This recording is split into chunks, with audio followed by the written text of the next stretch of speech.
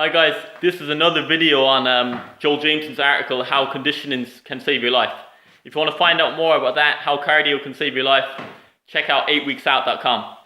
So the article is called How Conditioning Can Save Your Life. So I was talking about how endurance athletes live longer than field sport athletes.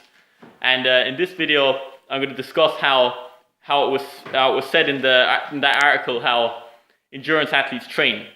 So research has found that endurance athletes spend 80% of their time training low intensity and 20% of their time training high intensity.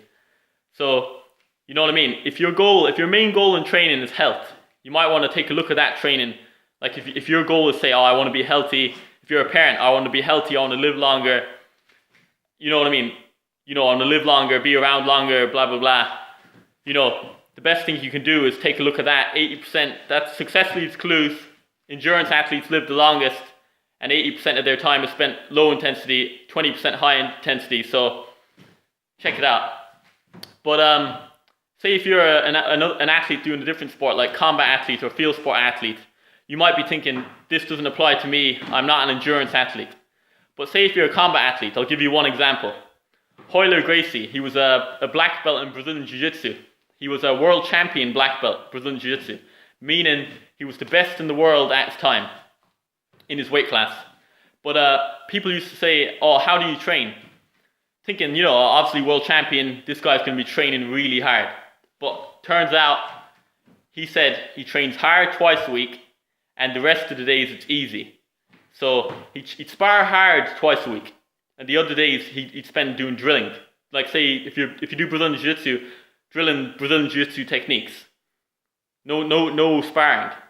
But I don't know about his strength and conditioning, but the idea was, he said he trained hard twice a week, the other days were easy.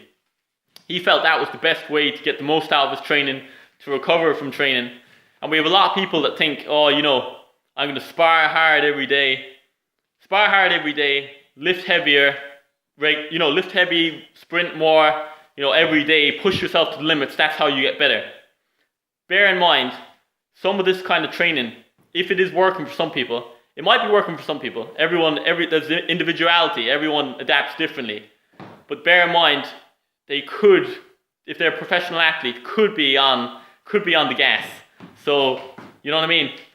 It might not necessarily apply to someone who's not on the gas. So if you want to find out more about this training, if you want to live longer, and if you're a combat athlete, just check that out. Try it out for yourself. Remember, guys, try it out for yourself. See how it works. If you train 6 days a week, see how you feel. If you train 6 days a week hard, see how you feel.